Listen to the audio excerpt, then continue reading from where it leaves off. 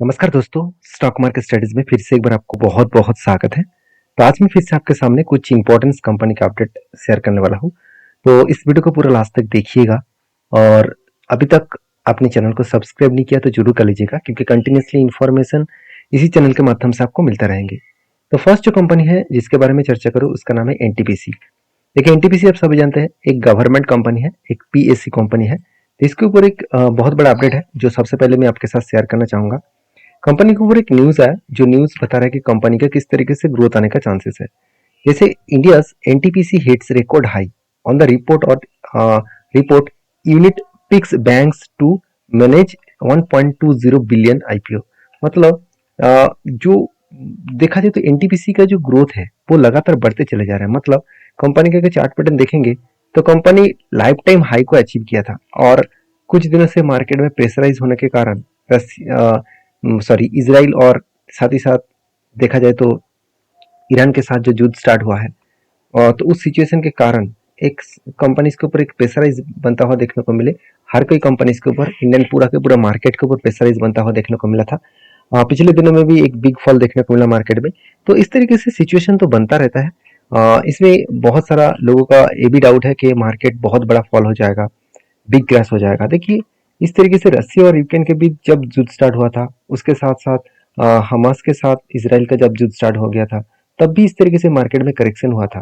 तो correction market में आएगा। अगर आप इन्वेस्टर है तो आपको डरना नहीं चाहिए। हाँ, आप ट्रेडर है तो वो अलग बात है। ट्रेडर है मतलब मान के चलिए आप इंट्राडे ट्रेड करते हैं, आप as a short term basis trade करते हो, वो अलग बात है। तो सिचुएशन के सबसे पहले समझिए कंपनी के ऊपर जो पैटर्न्स बना है वो कुछ इस तरीके से कब बना, उसके बाद एक हैंडल पैटर्न क्रिएट होगा, उसके बाद एक ब्रेकआउट होने के बाद एक टारगेट बनेगा। तो मैं पहले ही बोल चुका हूँ, जब लंबा जर्नी हो रहा है किसी भी स्टॉक के ऊपर, वो कभी ना कभी किसी न किसी जगह पे वो रुकेगा। तो किसी न किसी जगह पे वो रुकेगा, उसके बाद वो एक पैटर्न क्रिएट करेगा। तो फाइनली यहाँ पे एक कप तो बना, उसके बाद एक हैंडल पैटर्न भी क्रिएट होगा और उसके बाद एक ब्रेकआउट होने के बाद ही वो लंबा जर्नी देखने को मिल सकता है। तो बेसिकली देखा तो कंपनीज के ऊपर अच्छा खासा एक लेवल बनता हुआ देखने को मिलेगा। तो इस बेसिस में मैं कंपनीज के ऊपर एक अच्छा खासा पॉजिटिव मोमेंटम लेके चल रहा हूँ। हाँ, मार्केट में गिरावट आएगा तो उसके लिए टेंशन करने का जरूरत नहीं है, क्योंकि पीएससी कंपनी होने के नाते भी इस कंपनी में दम है।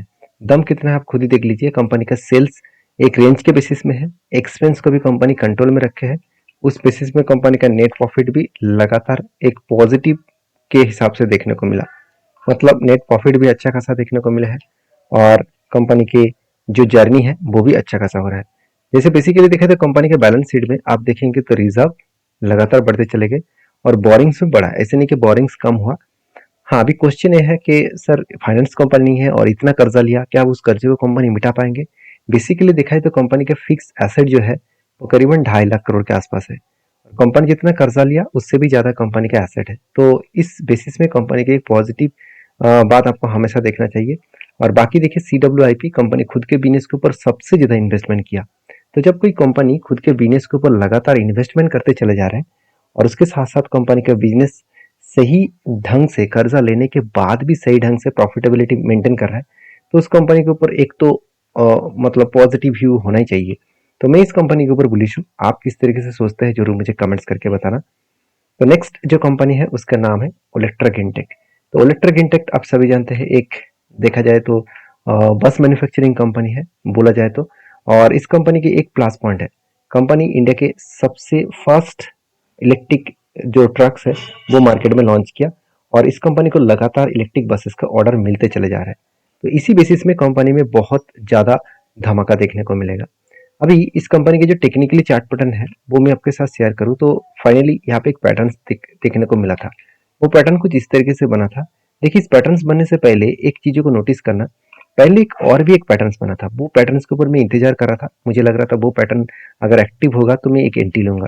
वो पैटर्न्स क्या था, यहाँ पे देख सकते हैं कंटिन्यूसली एक बाइंग रेंज था। कंटिन्यूसली बाइंग रेंज का मतलब है कंटिन्यूसली कंपनी के ऊपर एक बाइंग कैंडल बना और इस बाइंग कैंडल बनने के बाद कंपनी के ऊपर एक रेंज बना, टॉप लेवल से डाउन लेवल तक। तो इस रेंज को मैंने मार्किंग किया, टोटल रेंज को जब मार्किंग किया तब टोटल रेंज निकल कर आ रहे थे 44%। तो इस तरीके से जब भी कोई कंटिन्यूसली बाइंग कैंडल दिखे और उस टाइम कंपनी का अगर फंडामेंटल फाइनेंशियल ठीक ठाक रहे तो आपको उस जगह पे ट्रेड किस तरीके से करना है, पहले शेयर को नीचे आने देना है और वही लेवल को टच करना है जो लेवल इसका स्टार्टिंग पीरियड है। तो स्टार्टिंग लेवल को टच करने के बाद इस लेवल में मैं एंट्री लेता हूँ और मेरा एग्जिट पॉइंट होता है जहाँ पे ग्रीन कैंडल खत्म हुआ, उस जगह पे मेरा एग्जिट पॉइंट होता है। तो बेसिकली देखा है तो कंपनी के जो लेवल्स है इसी लेवल तक हमें इंतजार करता हो। तो फाइनली इस लेवल में एंट्री तो हुआ नहीं, तो इसलिए इस पैटर्न्स को मैं यूज नहीं किया, इस पैटर्न्स को मैं ट्रेड नहीं किया। सेकंड, मुझे एक कफ विद हैंड पैटर्न्स मिला और उसके ऊपर ट्रेड बना और फाइनली टारगेट भी अचीव हुआ। अभी मैं फिर से इंतजार कर रहा हूँ एक नया पैटर्न्स बनने का। तो पैटर्न्स कुछ इस तरीके से बनेगा, तो एक कप बनेगा, उसके बाद एक हैंडल बनेगा। आप कहेंगे सर आप क्या 100% गारंटी दे सकते हैं कप और हैंडल पैटर्न बनेगा? देखिए मार्केट में कोई भी अगर व्यक्ति आपको 100% गारंटी देकर बोल रहा है कि ऐसे होगा ही करके, तो मेरे हिसाब से तो वो आपको बेवकूफ बना रहा है। क्योंकि मार्केट में कोई चीज 100% नहीं होता है, हमेशा आपको हर चीजों को प्रिडिक्शन करके चलना पड़ता है।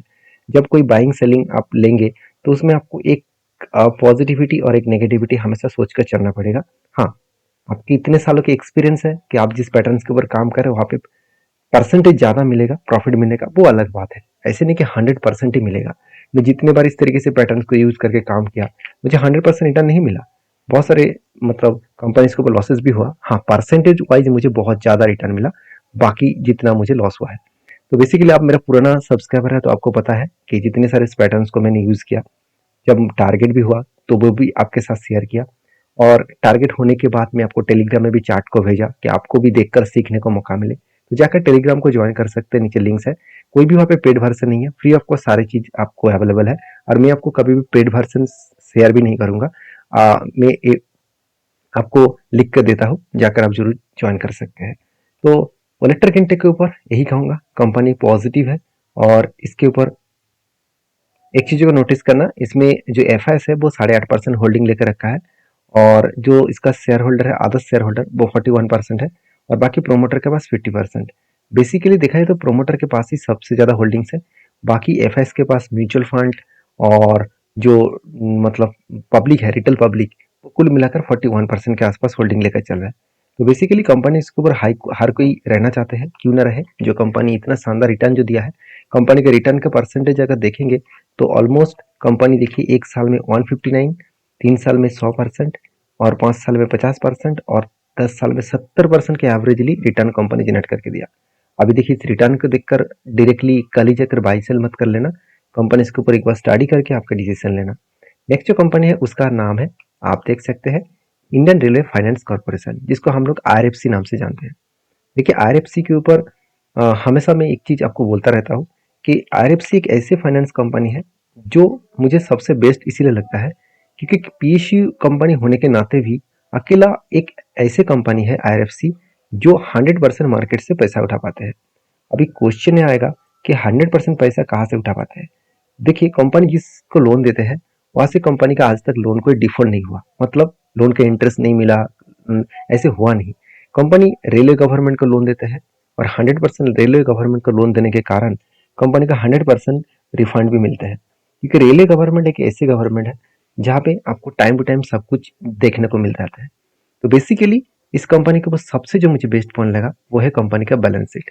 जहाँ पे आप देखेंगे तो बोरिंग्स जो लगातार बढ़ते चले गए, 69,000 से बढ़ के हो चुके 4 लाख करोड़ के आसपास।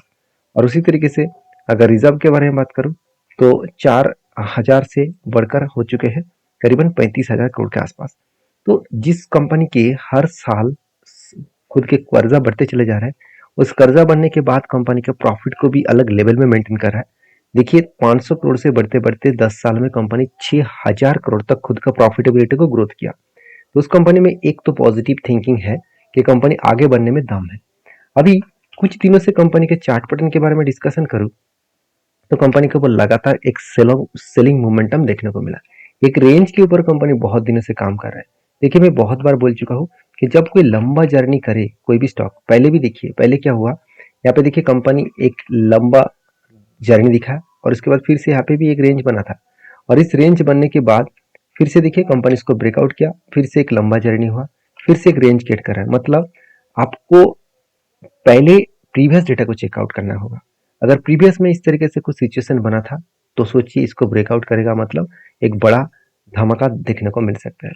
तो यहाँ पे बहुत सारे लोग ये भी कमेंट्स करेंगे सर कितना गिर सकता है, कहाँ तक आ सकता है। देखिए कहाँ तक आएगा वो अगर मैं बता दूं तो इसका जो रेंज है, इसका जो लेवल है, अगर मैं लेवल के बारे में बात करूँ तो यहाँ पे कंपनी का 102 रुपीज़ के आसपास एक सपोर्ट देखने को मिला है।